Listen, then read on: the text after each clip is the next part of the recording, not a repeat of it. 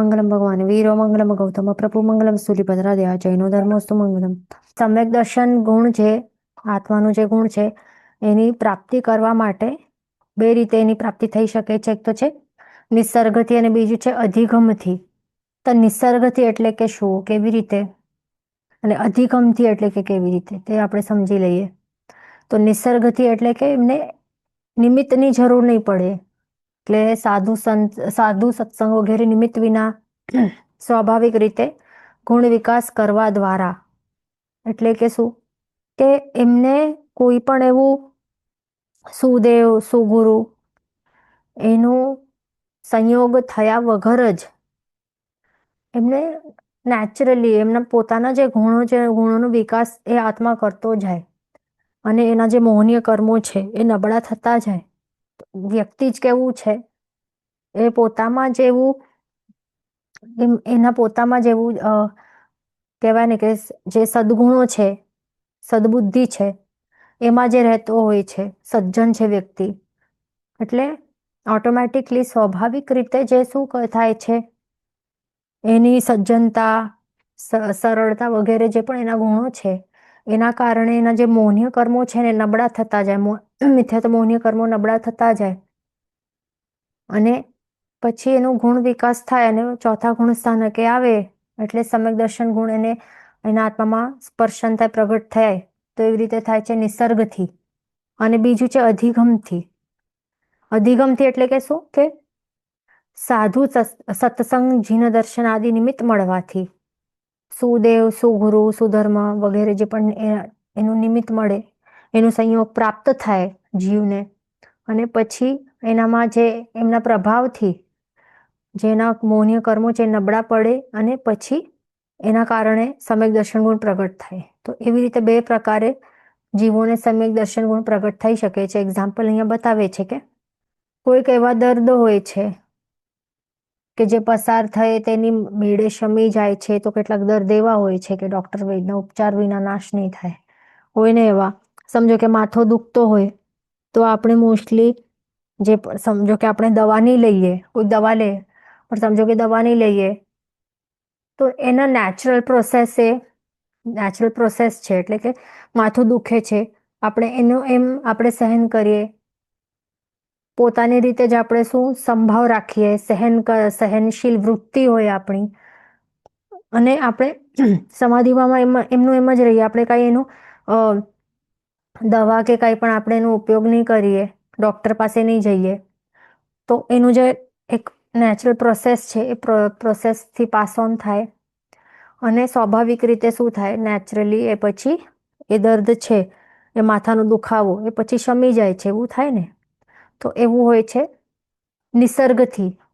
બરાબર, એટલે એ એક્ઝામ્પલ છે નિસર્ગથી, કેવી રીતે સમ્યક દર્શન ગુણ પ્રગટ થાય છે, કે વિધાઉટ એની નિમિત્ત નેચરલી ગુણોનો જે વિકાસ છે ને એ ગુણોનો વિકાસ થતું જાય. આત્મામાં જે પણ જે આસ્તિક્ય, શમ, સંવેદ, નિર્વેદ, અનુકંપા વગેરે જે કહેવાય ને જે સમ્યક્ત્વના લક્ષણો છે એ પ્રગટ થાય નેચરલી, સ્વાભાવિક રીતે, વિધાઉટ નિમિત્ત. અને જીવમાં સમ્યક દર્શન ગુણ પ્રગટ થાય.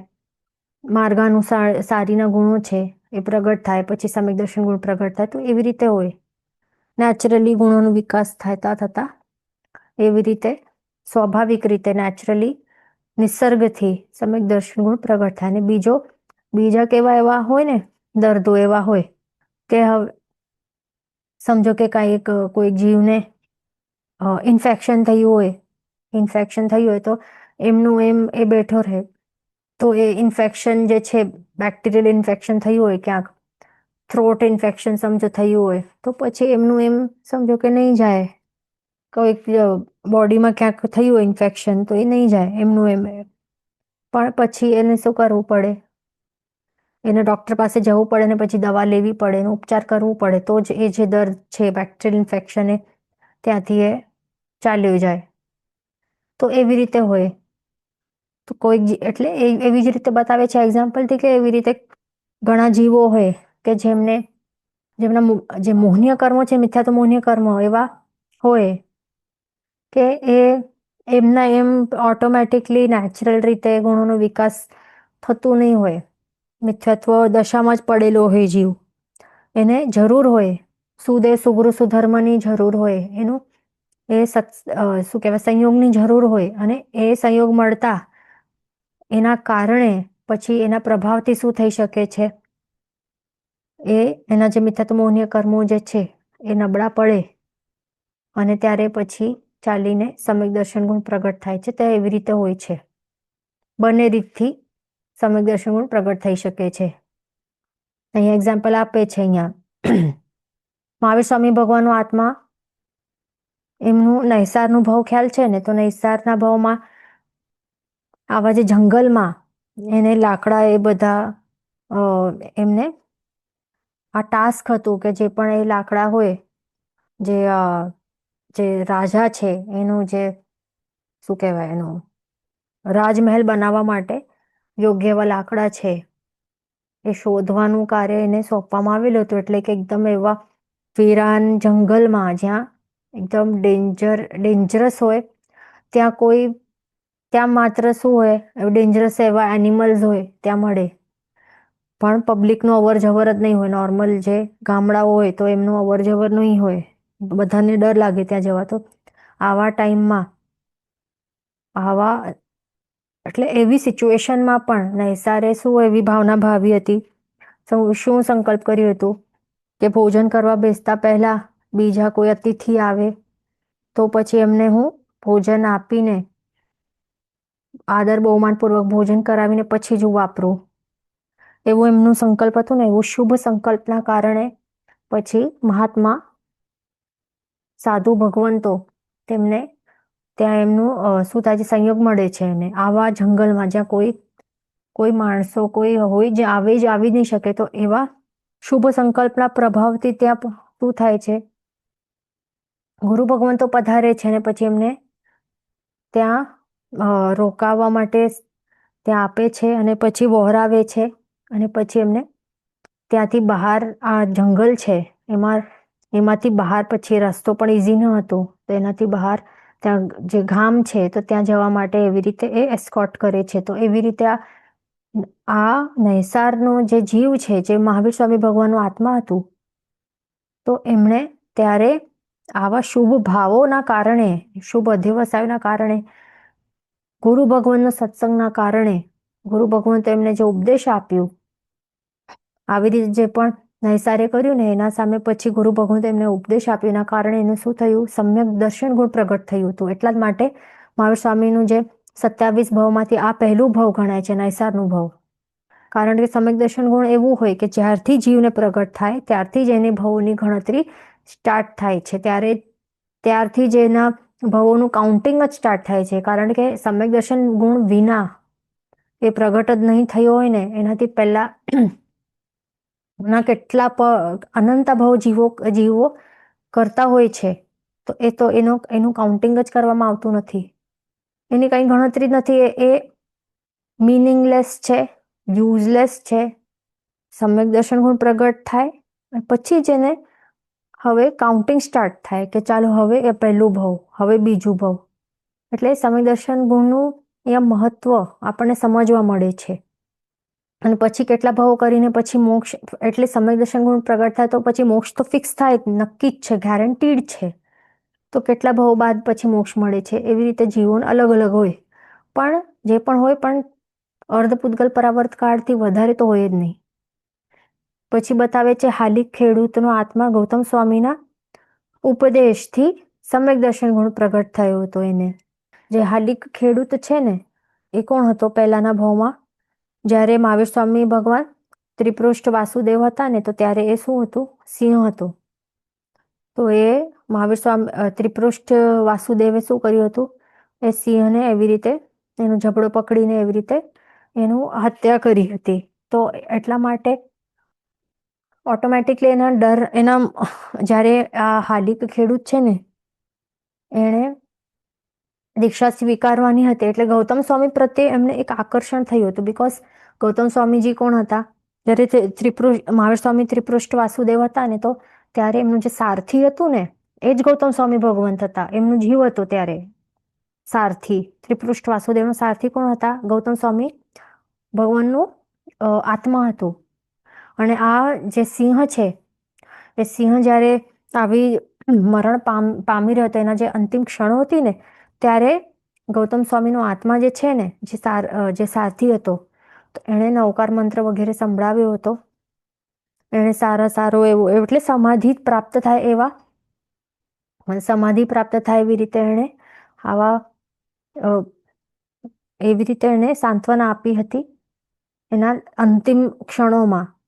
તો આ જે સિંહનું જે જીવ હતું ને, તો એ હાલિક ખેડૂત બને છે જ્યારે મહાવીર સ્વામી ભગવાન તરીકે હોય છે ત્યારે, અને ગૌતમ સ્વામી ભગવાન તરીકે હોય છે ત્યારે. તો આ હાલિક ખેડૂત છે, એમ આ ગૌતમ સ્વામી ભગવંતને જોઈને એ અટ્રેક્ટ થાય છે ઓટોમેટિકલી, બીકોઝ પૂર્વભાવના કારણે. પૂર્વભાવે એવી રીતે જે એમને સાંત્વના આપીને જે સમાધિ આપી હતી ગૌતમ સ્વામી ભગવાનના જીવે, એના કારણે ઓટોમેટિક એટ્રેક્ટ થાય છે અને પછી એ દીક્ષા સ્વીકારવા માટે પણ તૈયાર થાય છે એમના હાથથી. તો ત્યારે એમના ઉપદેશથી એ હાલી ખેડૂતને શું થાય છે, સમ્યક દર્શન ગુણ પ્રગટ થાય છે. પછી આગળ જે ધન સાર્થવા છે, એનું આત્મા સુપાત્ર દાન કરતા કરતા સમ્યક્ત્વની પ્રાપ્તિ કરેલ. ધન સાર્થવા કોણ છે? આદિનાથ ભગવાનનું આત્મા છે. આ એમનું જે પ્રથમ ભાવ કહેવાય. આગળ અનંતા ભાવ કર્યા હશે, પણ સમ્યક્ત્વ ગુણ ધન સાર્થવાના ભાવમાં એમણે પ્રાપ્ત કર્યું, એટલા માટે પહેલું ભાવ કહેવાય આદિનાથ ભગવાનનું. તો એમણે પણ સુપાત્ર દાન કરતા કરતા કેવા ઉત્કૃષ્ટ ભાવથી સુપાત્ર દાન કરેલીના કારણે સમ્યક્ત્વની પ્રાપ્તિ થાય. એટલે દરેક વસ્તુમાં જે સુદેવ, સુગુરુ, સુધર્મ એમનો સંયોગ પ્રાપ્ત થાય, જે પણ આપણે કરીએ ને, તો એ વખતે આપણા ભાવો કેવા હોવા જોઈએ? ઉચ્ચ ભાવ હોવા જોઈએ. અત્યંત આદર બહુમાન ભાવ સાથે જો આપણે કરીએ, અનુમોદનાના ભાવો સાથે કરીએ ને, તો એક જે નાની પણ ક્રિયા હોય ને, તો એ પણ અમૃતાનુષ્ઠાન બની શકે છે. અને એ પછી આપણને સમ્યક દર્શન ગુણની પ્રાપ્તિ કરાવી શકે છે આ ભાવમાં. અને જો બીજા કોઈ ભાવમાં આપણે હોઈએ તો કેવલ જ્ઞાન પણ પ્રગટ કરાવી શકે છે.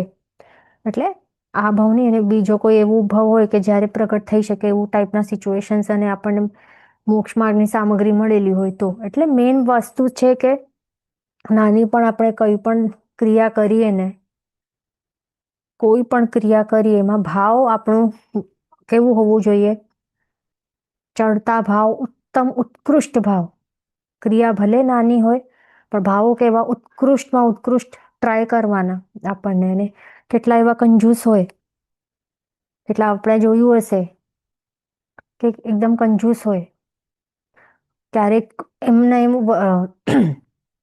વહોરાવા પણ ઊભા હોય, પોતાનું નહીં હોય, બીજાનું બધું હોય, ભોજન વગેરે એમને ખાલી વહોરાવાનું આપેલું હોય તો એ પણ કંજુસાઈથી વહોરાવે, પોતાનું પણ નથી. તો એવી રીતે આપણને નહીં કરવાનું. ઉત્કૃષ્ટ ભાવથી આપણને સુપાત્ર દાન કરવાનું. સુપાત્ર દાન, રેવતી શ્રાવિકા સુપાત્ર દાન કર્યું, એના કારણે તીર્થંકર નામકર્મ બંધ થયું એનું. આ ધન સાર્થવાને સમ્યક દર્શન ગુણ પ્રગટ થયું સુપાત્ર દાન. એટલે કેટલું ઉત્કૃષ્ટ એવું આપણને અહીંયા પ્રભુએ બતાવ્યું છે આ માર્ગ. આ સિમ્પલ એવી ક્રિયા છે. માત્ર ભાવ આપણા કેવા હોવા જોઈએ? હવે મમણ શેઠ પણ સુપાત્ર દાન કરીને પછી શું કરે છે? પશ્ચાતાપ કરે છે ને. તો આખું કરે આટલો ઉત્કૃષ્ટ ભાવથી જ્યારે એને વોરાવ્યું હતું, વોરાવતા સમયમાં તો બધું પાણીમાં ધોવાઈ ગયું ને, કારણ કે પાછળથી પશ્ચાતાપ કરવા લાગ્યો. એટલે આપણને મમણ શેઠ નથી બનવાનું, ખાસ ધ્યાન રાખવાનું. એના કારણે આગળના ભાવમાં એને શું આટલી સંપત્તિ મળી, બીકોઝ ઉત્કૃષ્ટ ભાવથી સુપાત્ર દાન કરેલ, એટલા માટે આટલી અઢળક સંપત્તિ મળી એને. પણ પાછળ કરેલો સુપાત્ર દાનના પાછળ કરેલો જે પશ્ચાતાપ છે, ભયંકર પશ્ચાતાપ જે કર્યું, એના કારણે એ સંપત્તિ ઉપર શું થયું? આટલી સંપત્તિ મળી પણ એના ઉપર કેટલું એ ભોગવી પણ નહીં શક્યો. ખાલી ભેગો કરવાની જ વૃત્તિ હતી. કંજૂસ નંબર 1 બની ગયો. અને એના કારણે પછી શું થયું? આગળ ચાલીને 7મી નરક મળીને. એટલે આપણને આ જે એક્ઝામ્પલ્સ છે એના ઉપરથી શીખવું જરૂરી છે. માત્ર જે મમણ શેઠ છે કે કોઈ એવા છે એમના ઉપર જે લાગુ નથી પડતા, આપણા ઉપર પણ લાગુ પડે છે. આપણે પણ વિચારીશું, આપણે તો મમણ શેઠ નથી ને, મમણ શેઠના બીજા વર્ઝન ત્રીજા વર્ઝન તો નથી ને. કે આપણે પણ તો આવી કંજુસાઈને પશ્ચાતાપ તો નથી કરતા ને, સુપાત્ર દાન કે કાંઈ પણ, કોઈ પણ ધાર્મિક ક્રિયા, કોઈ પણ સારી સુકૃત કરવા બાદ કે કરતા ટાઈમ કે કરવાના પહેલા ક્યારે પણ આપણે એવા પશ્ચાતાપ કે એવું આવા ટાઈપના આપણા વિચારો તો આવી નથી જતા ને. જો આવશે તો પછી મમણ શેઠ જેવું હાલ થશે આપણું. એટલે ખાસ વિચારવા જેવું છે આ. હવે આગળ શું કહે છે આપણને કે અહીં આપણને શું કહે છે કે આપણને જે આ ભાવ જે આપણને મળ્યું છે ને, આ પાંચમો આરો છે.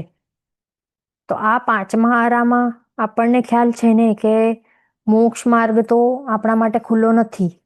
કેવલ જ્ઞાન આપણા માટે હમણાં અલભ્ય છે આ ભાવમાં. આ પાંચમા આરાના આપણા બધાના આ ભાવમાં કેવલ જ્ઞાન તો પ્રગટ થઈ શકવાનું જ નથી. પ્લસ મોક્ષ તો છે જ નહીં. તો દેટ ડઝન્ટ મીન કે આપણે કાંઈ ધર્મ કરવાનું નહીં. આ ભાવને એમ ટાઈમપાસ સમજીને એમનું એમ કાઢી નાખવાનું, એનું એ મિનિંગ નથી ને.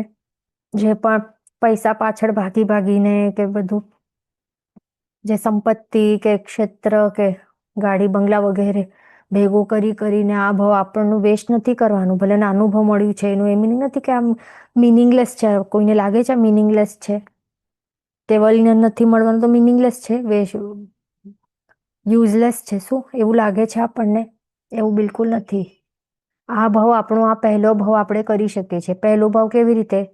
જો સમ્યક દર્શન ગુણ આ ભાવમાં પણ આપણે પ્રગટ કરશું, આપણો પુરુષાર્થ આપણે કરશું, જે વિપરીત માન્યતાઓ હટાવીને જે સાચી દૃષ્ટિ અપનાવવા પ્રયત્ન કરશું, આપણા જે ગુણો છે, માર્ગાનુસારીના ગુણો છે, 35 વગેરે જે પણ છે, જે સદગુણો છે, એ આપણે એના ઉપર ફોકસ કરીને પોતાનું નેચર સુધારવા પ્રયત્ન કરશું ને, જે સમભાવમાં રહેવા પ્રયત્ન કરશું, જે જીનાજ્ઞા છે એને એના પર શ્રદ્ધા રાખીને સ્વીકારવાનું આપણે પ્રયત્ન કરશું ને, તો આ ભાવમાં અવશ્ય સમ્યક દર્શન ગુણ પ્રગટ થશે આપણું.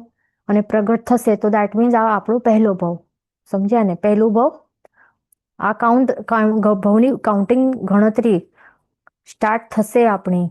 એટલે આ ભાવ ફર્સ્ટ અને પછી કેટલા ભાવ બાદ કેટલા અમુક ભાવો કરશું અને પછી મોક્ષ આ ફિક્સ થઈ જશે.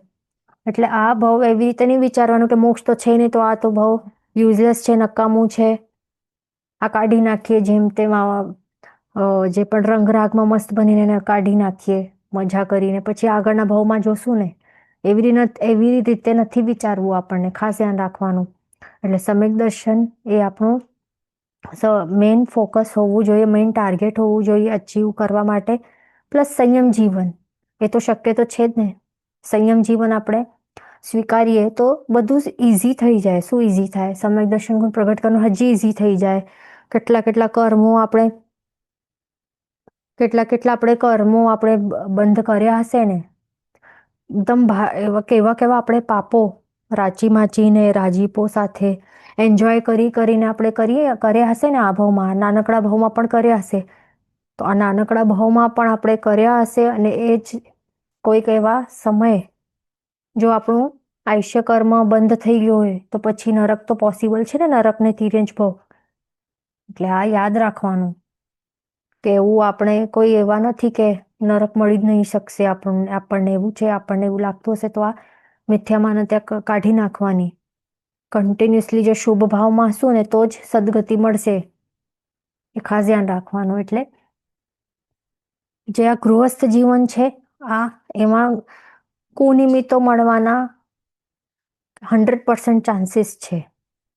સુનિમિત્ત ક્યારે મળે? આપણે ખાલી સવારમાં આપણે પૂજા કરવા માટે ઉઠીએ અને જિનાલયમાં જઈએ, પણ જે જતા હશે એમના માટે એ સુનિમિત્ત મળે છે. એમાં પણ એમને ઘાઈ હોય ને, ફટાફટ પૂજા કરીને ભાગવાની ઘાઈ હોય. એટલે સુનિમિત્ત કેટલા હાફ એન આવર મળે. પછી પ્રવચન માટે જતા હશે, નહીં જતા હશે તો 1 કલાક. બાકીનો આખો દિવસ પછી પૈસા પાછળ ભાગવાનું, જમવાનું, રસોઈ બનાવવાની, એમાં ટાઈમ જાય. પછી સૂઈ જવાનું થઈ ગયું ને. એટલે કેટલું હોય? કોઈ જે પ્રતિક્રમણ કરતા હોય કે સામાયિક કરતા હોય તો એમના માટે એટલું ટાઈમ. બાકીના કલાકોમાં બધા કુનિમિત્તને મળે છે ને પાપ જ કરીએ છીએ ને આપણે.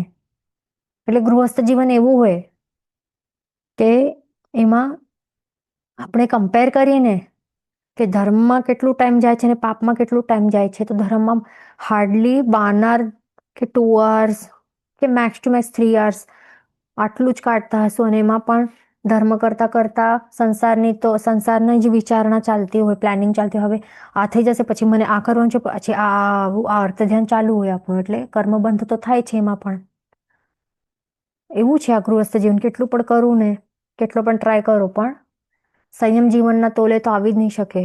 સંયમ જીવન ઉત્કૃષ્ટ શા માટે છે? બિકોઝ ટોટલી આખું સવારથી કરીને રાત 24 કલાક આપણું કેવું જાય છે? સંયમમાં જાય છે. સંયમ એટલે શું? નિયંત્રણ. બધી ઇન્દ્રિયો નિયંત્રણમાં, 5 મહાવ્રતના બંધનમાં. કેવું હોય છે આ ઉત્કૃષ્ટ એવું જીવન હોય છે કે જેમાં પાપ કરવાના નિમિત્તો જ નથી, કુનિમિત્તો છે જ નહીં. બધા સારા સારા નિમિત્તો જ છે. એટલે પાપ કર્મ બંધ થવાની શક્યતા ઘણી ઓછી થઈ જાય છે. એ ક્યારે થાય? જો ક્યારેક કર્મોનો ઉદય એમને પણ હોય, કશાય વાળા જ હોય ને બધા જીવોનું કશાય તો છે જ. કશાય ક્યારે જાય? કશાયો 10મા ગુણ સ્થાનક બાદ જાય ને, ત્યાર સુધી તો હોય ને કશાયો.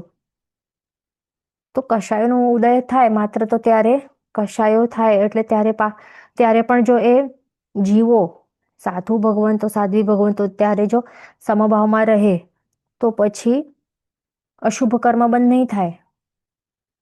એવું છે. એટલે આખું એમનું જીવન જ કેવું હોય કે ધર્મમય, પાપ કર્મોની નિર્જરા જ એ જ થતી જાય, પુણ્ય કર્મોનું બંધ, શુભ પુણ્ય કર્મોનું બંધ, એવું જ હોય. એટલે આ તો એટલીસ્ટ પોસિબલ છે. તો આ નાનકડું જીવન તો અત્યારે થોડા ટાઈમમાં જ પૂરું થઈ જશે આપણા બધાનું. કોઈના અમુક વર્ષ, કોઈના થોડાક વધારે વર્ષ એવા જ બાકી હશે. તો એમાં પણ આપણને સંયમ જીવન આપણે લઈ જ લેવું જોઈએ. જલ્દીથી જલ્દી તો આવતો ભાવ એટલીસ્ટ આપણું બચી જશે, સુધરી જશે.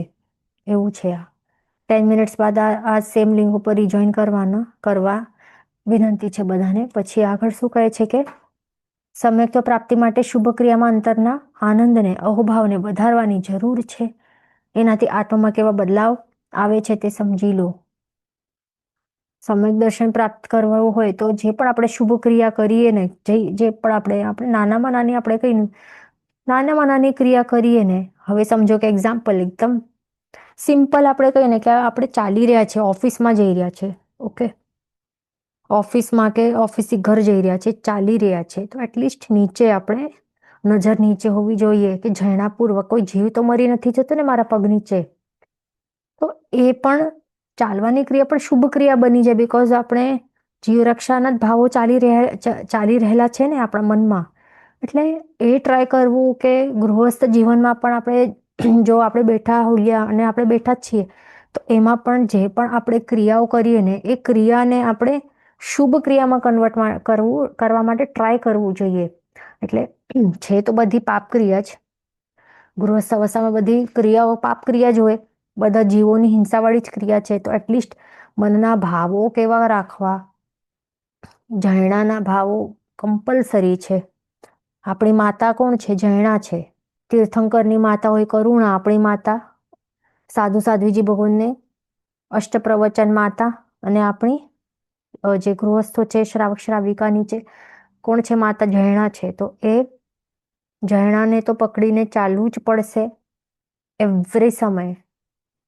તો જ આપણે બચી શકશું, નહીં તો આવતો ભાવ દુર્ગતિમય બનવાની ઘણી શક્યતા રહેલી છે. આવા 5મા આરામાં આવા ટાઈમમાં એ ધ્યાન રાખવાનું. હવે આગળ શું કહે છે કે આ પુનર્બંધક દશા પ્રાપ્ત કરેલ લઘુકર્મી એક ભવ્ય જીવ છે. એક હવે જીવ છે, એક ભવી જીવ છે. તો ભવી જીવ જ આવું આગળ સમ્યક દર્શન ગુણ પ્રગટ કરી શકે ને આગળ ચાલીને. તો હવે એ બતાવે છે કે સમજો કે એક જીવ છે કે એ કેવું છે, અપુનર્બંધક દશા એને પ્રાપ્ત કરી દીધી છે. એટલે આ દશા કેવી હોય કે હવે જીવ ક્યારે પણ ફ્યુચરમાં ક્યારે પણ ઉત્કૃષ્ટ કર્મોની ઉત્કૃષ્ટ સ્થિતિઓ, 7 કર્મ, આયુષ્ય કર્મ સિવાય 7 કર્મ છે બાકીના, એની ઉત્કૃષ્ટ સ્થિતિઓનું બંધ ક્યારે નહીં કરશે. તો એવું અપુનર્બંધક દશાવાળું જે જીવ છે, તો આવું લઘુકર્મી છે, જેના કર્મ બહુ ઓછા બાકી રહેલા છે એના આત્મા ઉપર. હવે આ આત્મા શું કરે છે? પ્રભુ જીનવાણી સાંભળવા માટે જાય છે,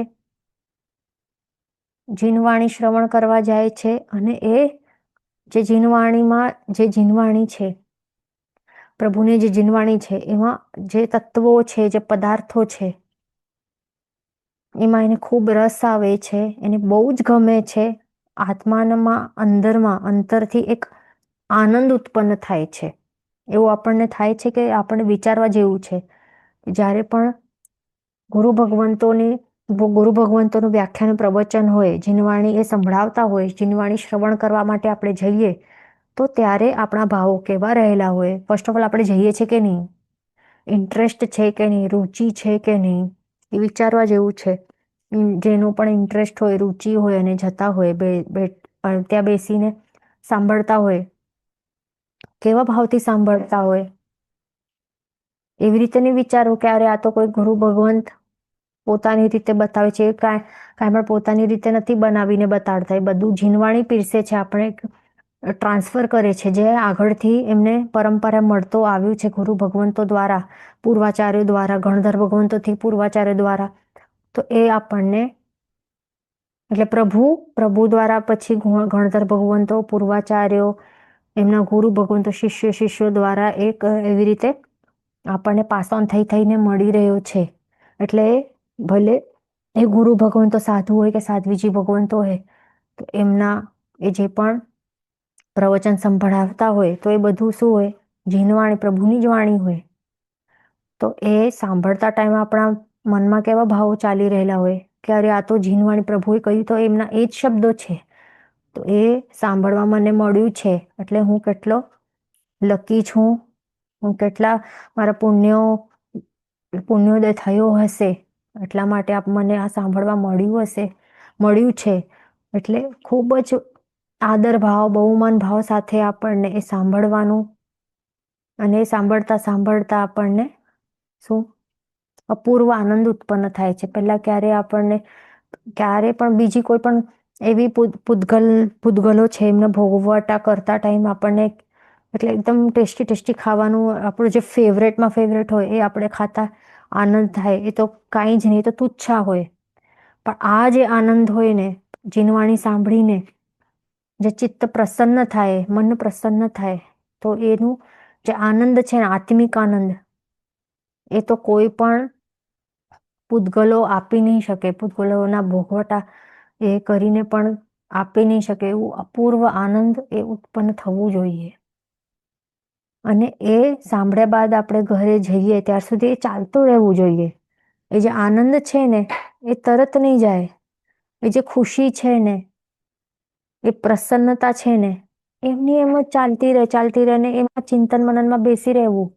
1 કલાક મિનિમમ તો બેસી રહેવું કે ગુરુ ભગવંતોએ જીનવાણીમાં શું શું બતાવ્યું હતું, એ વિચારતા રહેવું. અને એવું જ જે ભાવો છે ને, ચાલતા રહેવા દેવા. તરત જ ક્યારે પણ જે ગૃહસ્થ કાર્યોમાં બેસી નહીં જવું, લાગી નહીં જવું તરત જ. એ ખાસ ધ્યાન રાખવાનું. તો એ શુભ ભાવોની તાકાત એવી છે કે આપણને સમ્યક દર્શન ગુણ પ્રગટ કરાવી શકે છે, એવું હોય. એટલે ક્યારે પણ આપણે પાપ કરીએ ને, તો પાપમાં એવું જ એમાં ચિંતન મનનને અંદરથી અનુમોદનામાં નહીં, એમાં એ કન્ટિન્યુ નહીં રાખવી. એ તરત જ એ બંધ કરી નાખવાનું. પાપ ક્રિયામાં આપણે કંઈક કરીએ ને, ગૃહસ્થ છીએ તો કંઈક પાપ ક્રિયા કરતા હશું, ઓબ્વિયસલી જીવવા માટે કરવી પડે છે. તો પછી એના જ વિચારોમાં નહીં બેસવું. કે સમજો કે કંઈક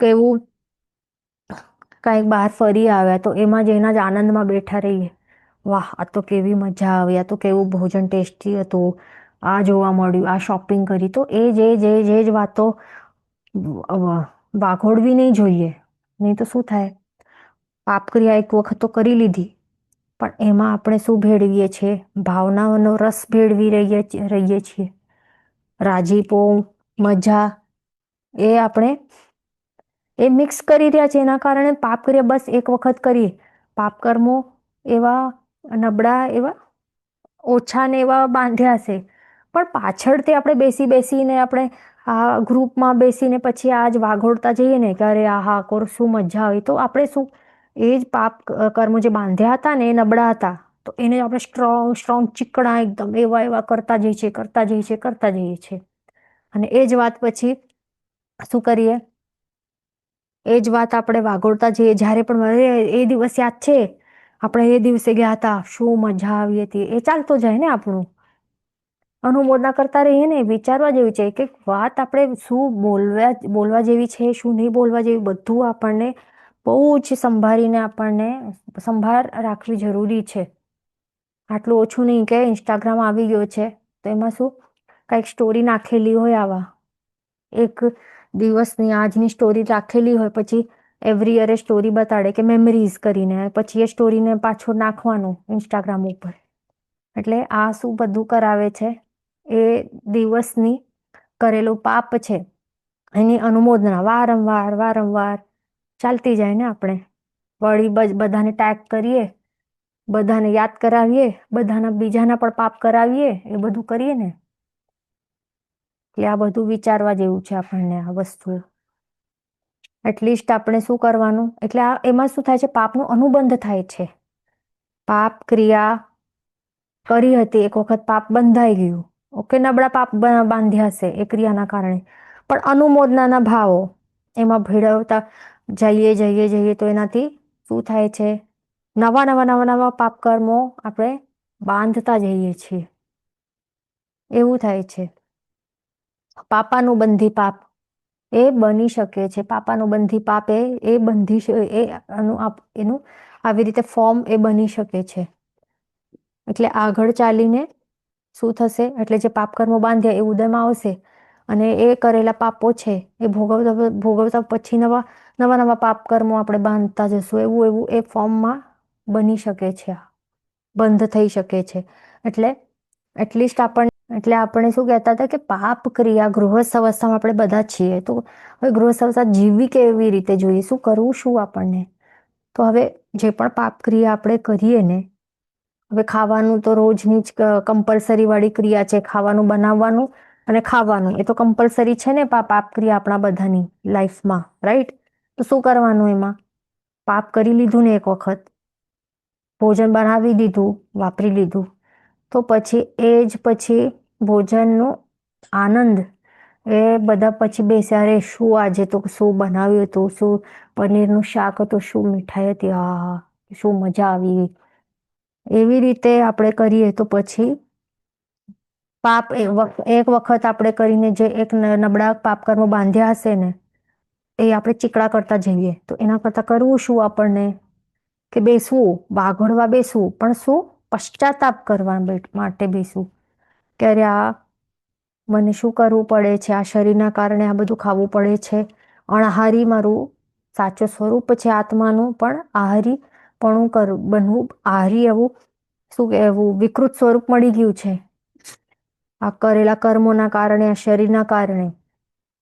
તો જલ્દીથી હું અણહારી પદ મળી જાય તો કેટલું સારું. ત્યાં પછી મોક્ષની વાતો કરવાની, ત્યાં કેટલું સરસ હશે કે ખાવાનું પીવાનું કાંઈ ટેન્શન નહીં, કાંઈ રોગ નહીં, ના આહાર ન નિહાર, ન ખાવાનું બનાવવાનું, ના જીવોની હિંસા કરવાની. તો એવા ટાઈપનું આપણને વાઘોડવા બેસવું હોય ને 4 જણ સાથે પાપ ક્રિયા કર્યા બાદ, તો એવા ટાઈપનું વાર્તાલાપ કરવાની. તો શું થાય, એક પશ્ચાતાપના ભાવો આવે ને, તો પછી કરેલો જે બાંધેલો જે પાપ કર્મ હતો ને એ પણ નીકળી જાય, એવું હોય. એટલે આપણને દરેક આ વસ્તુમાં લાગુ કરવું આપણને.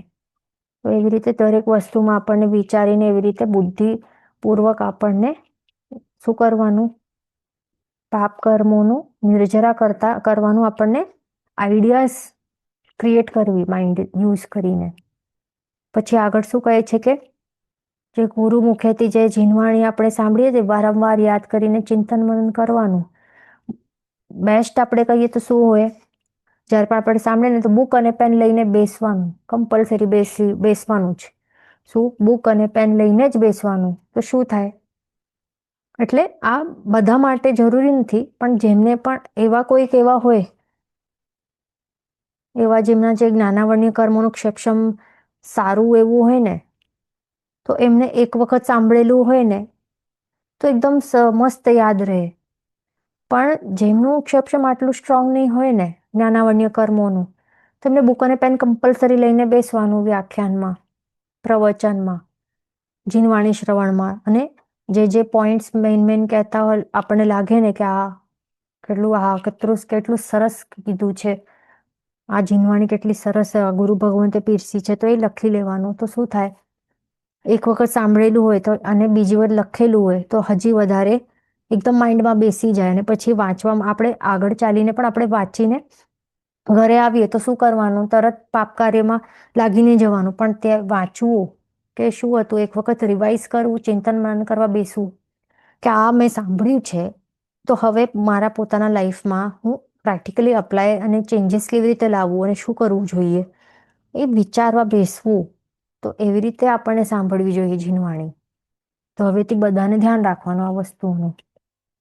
પછી આગળ શું કહે છે કે એવી એમનું પછી શું કરવાનું, અનુમોદના કરવા બેસવું. કોઈ પણ સારું કાર્ય હોય ને, જે પણ આપણે સારો કાર્ય કરીએ કે એવા ગુણીજન હોય, એમ તો પ્રભુ છે, સર્વોત્કૃષ્ટ એવા છે આ પ્રભુ, તો એમની વાણીનું આપણને શું કરવાનું, અનુમોદના કરવી. કેવી સરસ વાણી છે અને કેવા અનંત ઉપકારી છે કે એમને આપણને આપણા ઉપર કેવો ઉપકાર કરીને મોક્ષ માર્ગને બતાવે છે, અને આટલું ઇઝીલી આટલો આપણને જે એકદમ શું કહેવાય અનમોલ છે, પ્રાઇઝલેસ છે. કેટલું પણ આપણે પૈસા આપીએ તો પણ એવા હોય ને ગ્રંથો કે બુક્સ હોય, કેટલી મોંઘી હોય, કેટલા પૈસા આપીએ તો પછી મળે, કેટલી દુર્લભ બુક્સ હોય. પણ શાસ્ત્રોને બધું કેટલું દુર્લભ હોય, પણ પ્રભુની વાણી આપણને ઇઝીલી અને આવી ફ્રી ઓફ કોસ્ટ એમને મળી ગઈ. એટલે આપણને we should be thankful, we should be grateful કે આપણે એવા છે તો પણ આપણને આ સામેથી આવું બધું મળે છે આટલું ઇઝીલી. આ ભાવમાં તો ઇઝીલી મળ્યું છે ને, આગળના ભાવમાં આપણે કેટલું કષ્ટોને શું સહન કર્યું હશે, કેટલી વખત માંગ્યું હશે કે મને સુદેશુ ગુરુ સુધર્મ મળે, ત્યારે જઈને આપણને આ ભાવમાં મળ્યું છે આટલું ઇઝીલી. તો આપણને એનું ગ્રેટફુલનેસ હોવું જોઈએ, કૃતજ્ઞતા હોવી જોઈએ, થેન્કફુલનેસ હોવું જોઈએ. તો અનુમોદનાના ભાવો હોવા જોઈએ. દરેક આપણને શું કરવાનું છે, આ ભાવમાં નેચર ચેન્જ કરવાનું છે. જડતા ને ખરાબ નેચર હોય ને તો બધાનું ચેન્જ થઈ જવું જોઈએ, ધીરે ધીરે ધીરે કરીને એના પર વર્ક કરવાનું છે. તો જ સમ્યક દર્શન ગુણ પ્રગટ થશે. માર્ગાનુસારીના 35 ગુણો જોવાનું શું શું છે એમાં, કે વાંચવાનું. એટલે સમ્યક જ્ઞાન છે એ સમ્યક દર્શન પ્રગટ કરવા માટે આપણને હેલ્પફુલ બનશે. એટલે એટલું વાંચવાનું આ બધું. આજે જૈનોલોજીના આ 4th છે ને, પાર્ટ 4 છે. આગળનું ભૂલીને જવું, એ વાંચતા રહેવાનું અને પછી ટ્રાય કરવાનું બધું વસ્તુઓ કે પ્રેક્ટિકલી મારા લાઈફમાં ચેન્જીસ થયા છે કે નહીં. 3 ચોપડીઓ થઈ ગઈ છે તો એમાંથી પછી આગળ કહે છે કે આવી આનંદમય સ્થિતિ છે ને, આ સ્થિતિમાં આ ભવ્ય જીવ અભવ્યાદી જીવો કરતા અનંત ગુણી કર્મ નિર્જરા કરે છે. માત્ર આ જે આનંદમય સ્થિતિ હોય ને, આવા ભાવો ચાલતા હોય ને, માત્ર આટલું સિમ્પલ છે. માત્ર આપણને અનુમોદનાના ભાવોમાં જ એકદમ ભાવ વિભોર થઈને બેસવાનું. કોઈ પણ સુકૃત કરીએ તરત જ પાપ કર્મ તરત સ્ટાર્ટ નહીં કરવાના, પણ એ ભાવની મસ્તીમાં આનંદમાં બેસી રહેવું અને તે જ ભાવ એકદમ એ વાઘોળતા રહેવું મનમાં. નહીં તો 4 જણ હોય, જે પણ હોય ગ્રુપ આપણો, એના સાથે બેસીને એ જ વાતો કરવાની. કેટલું સરસ આવી મજા આવે, ગુરુ ભગવંતે આ લાઈન કહી હતી કેટલી સરસ કીધી, એવું એ ડિસ્કશન કરવાનું આપણને. તો આવી જે સ્થિતિ હોય ને, આવી રીતે જે આપણે કરીએ ને, એવી રીતે ટાઈમ આપણે પસાર કરીએ ને, એમાં કેટલી અનંત ગુણી કર્મ નિર્જરા થાય છે આપણને ખબર નથી પડતી. પણ આપણે આબોમાં કેવા આપણે પાપકર્મો બાંધ્યા હશે, નરક જેટલા પણ પાપકર્મો બાંધ્યા હશે, નરક ગતિ નામ કર્મના, તિરંજ ગતિ નામ કર્મ જેવા પાપકર્મો, કેવા અશુભમાં અશુભ ખરાબ પાપકર્મો, અશાતા વેદનીય ને, કેવા નીચ ગોત્ર ને કેવા આપણે કર્મો કેટલા બાંધ્યા હશે. આપણને ખબર નથી પડતી, પણ શું બાંધ્યા હશે હમણાં જ ઉદયમાં નથી આવતા અબાધા કાળના કારણે, પણ શું બાંધ્યા હશે આપણે. તો એ બધી કર્મ નિર્જરા કરવી જરૂરી છે આપણને. નહીં તો જ્યારે પછી ઉદયમાં આવશે તો ત્યારે થશે, અરે આ શું મેં શું કર્યું હશે, ત્યારે આપણને આ રડવાનું આવે. આવું ત્યારે આપણને શું થાય કે આ શું કર્યું હશે, આવું શા માટે મારી સાથે થાય છે, આ એક્સેટ્રા એક્સેટ્રા. એટલે હમણાં જ આપણે ચેતી જવું જરૂરી છે. પછી આગળ કહે છે કે આ ભવ્ય જીવ હવે આ રીતે જીનવાણી શ્રવણની પ્રવૃત્તિ કરતા કરતા મનમાં વિચાર ચિંતન કરતા પ્રભુ પ્રત્યે, ગુરુદેવ પ્રત્યે, ધર્મ પ્રત્યે આદર ભાવ વધારતો જાય છે. એટલે જીનવાણી આ એ નિમિત્ત બને છે, ઉત્કૃષ્ટ એવું નિમિત્ત બને છે કે એનાથી સમ્યક જ્ઞાન જે આપણને આપણા પાસે ગુરુ ભગવંતો પીરસે છે જીનવાણી દ્વારા, તેમાં આપણે ચિંતન મનન જેટલું કરીશું એટલું આપણને સુદે સુગૃહ સુધર્મ પ્રત્યે હજી વધારે આદરભાવ પ્રગટ થતું જશે. બિકોઝ એમની ઓળખાણ આપણને થાય છે, વધારે થતી જાય છે. એમના દ્વારા કરેલું જે ઉપકાર છે એ આપણને સમજમાં આવે છે કે અરે આટલું ઉપકાર કર્યો છે એમણે, તો હજી વધારે આદરભાવ થાય ને આપણને પ્રગટ.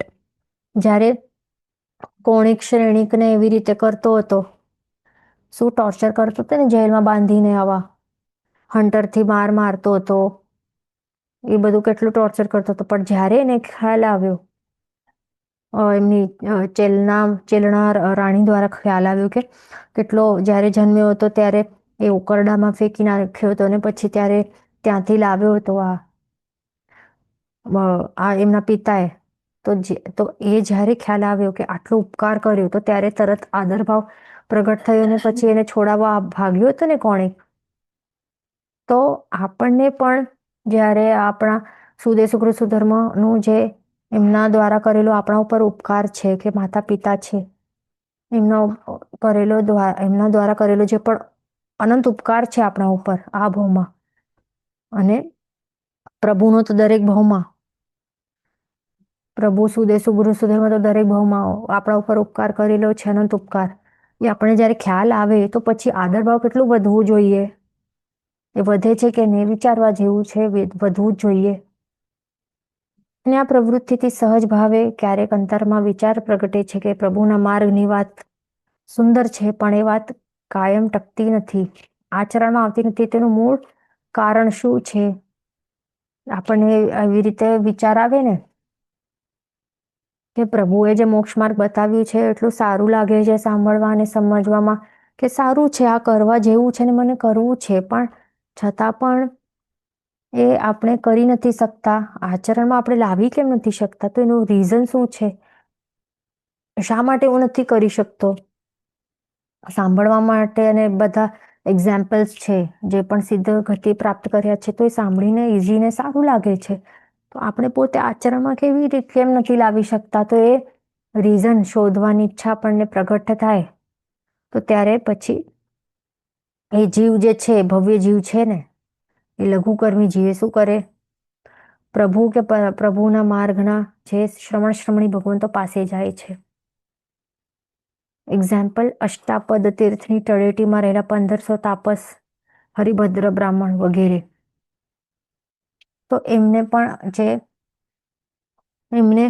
એમણે જોયું કે આવા હૃષ્ટપૃષ્ટ શરીરવાળા આ ગૌતમ સ્વામી ભગવંત એ આવ્યા અને તરત જ ચડી ગયા અષ્ટાપદમાં. એ આટલું ઇઝીલી, અમે તો જોતા હતા કે અમે તો કેટલા વર્ષોની સાધના કરી, કેટલા હઠયોગ કર્યા છે, શું શું કરીને બેઠા છે, આવી ઘોર તપસ્યાઓ, તો પણ માંડ એક દાદરો, એક પગલો આપણે ચડી શક્યા છે. કેટલાક ચડી નથી શક્યા, કેટલાક 2 પગલા ચડી શક્યા છે.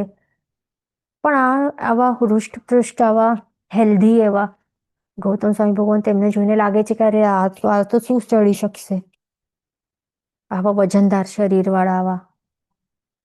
તો પણ સારે અહીંયા આવ્યા અને તરત જ ચડી ગયા, આખી દર્શન વંદન બધું કરીને આવી પણ ગયા.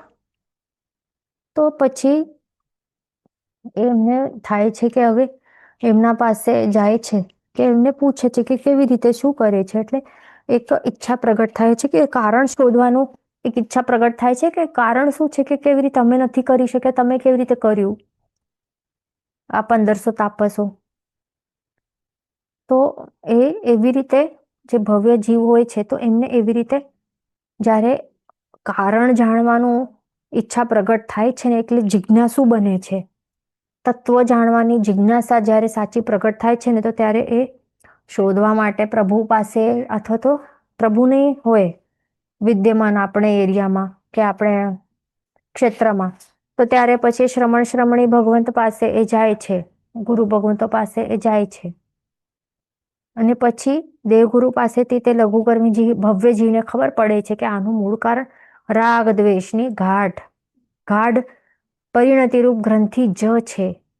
એટલે જે મૂળ કારણ જે છે કે આપણે આચરણમાં આપણે કેમ નથી કરી શકતા, તો એ ખ્યાલ આપણને આવે છે કે જે રાગ દ્વેષની તીવ્ર ગાંઠ છે ને, ગ્રંથિ છે, તો એ ગ્રંથિ જે પડેલી છે, રાગ દ્વેષ એટલે શું? મોહનીય કર્મ આવે ને, શું છે બીજું કઈ નથી. રાગ દ્વેષ એટલે કે મોહનીય કર્મ, જે ગાઢ આપણે બંધ કરીને બેઠેલા છીએ આત્મા ઉપર, એ જ મેઇન રીઝન છે. અને એ જાણ્યા બાદ હવે રાગ દ્વેષની જે તીવ્રતા છે એ ઘટાડવા માટે હવે પ્રયત્ન હવે એ શરૂ કરશે.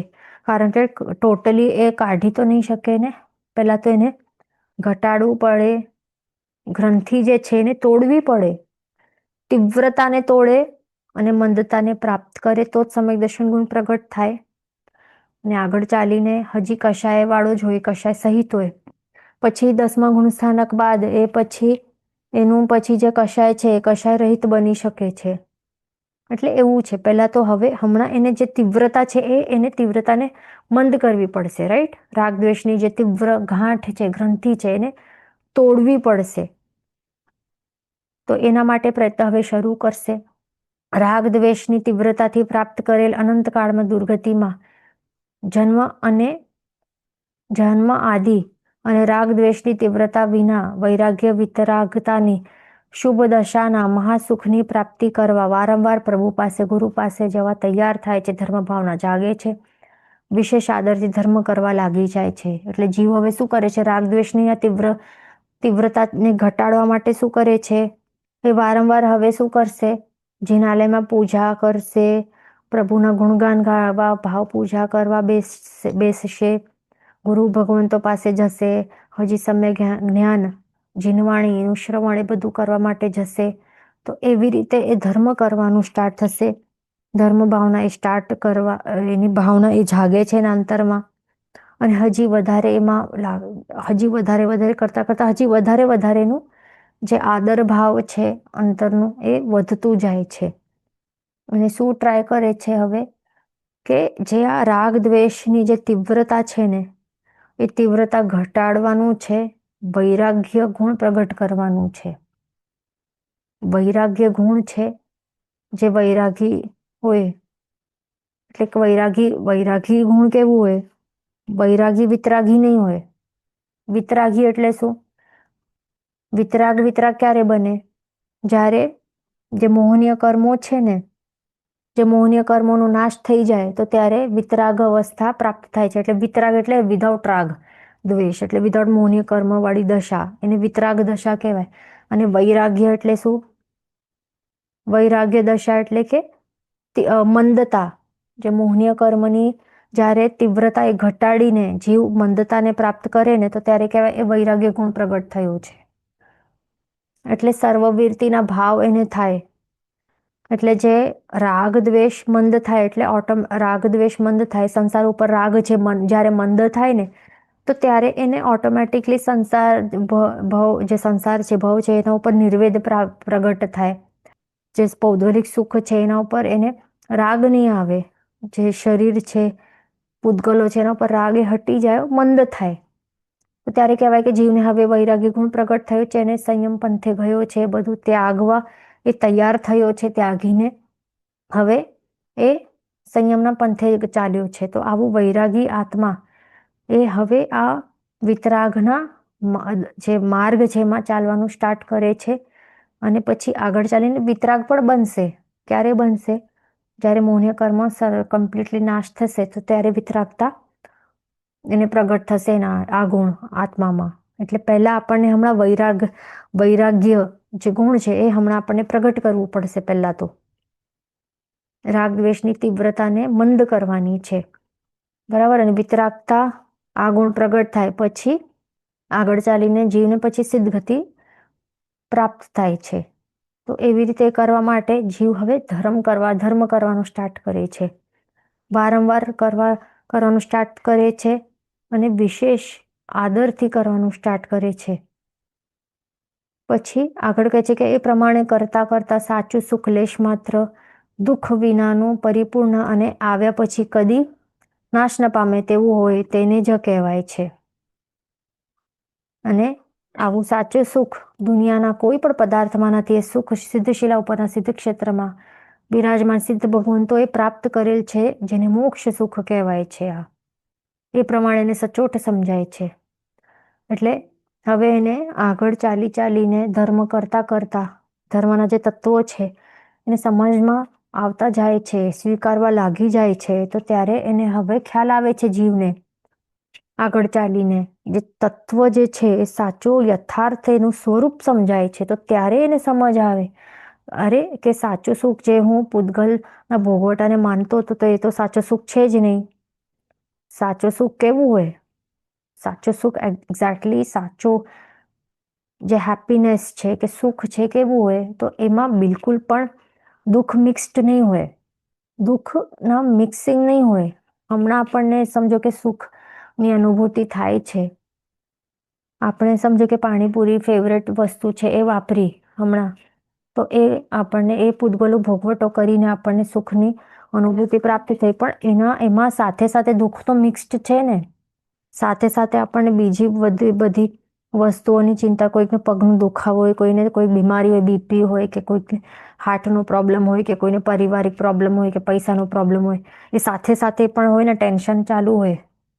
એટલે સાચો સુખ કેવી રીતે કહેવાય? કે પાણીપુરી ખાઈને વાપરીને એને સુખની પૂતગલના ભોગવટાનું સુખ જે એને પ્રાપ્ત થયું છે, પણ સાથે સાથે બીજા પણ દુઃખો છે ને, તો એ સાચો સુખ કેવી રીતે કહેવાય? સાચો સુખ કેવું હોય? કે બિલકુલ પણ જ્યારે એ સુખ એ અનુભૂતિ થતી હોય ને, તો ત્યારે લેશ માત્ર દુઃખ વિનાનું હોય. ત્યારે એક 0.0001% પણ કોઈ પણ દુઃખ હોય જ નહીં સાથે સાથે જીવને. એવું હોય સાચું સુખ.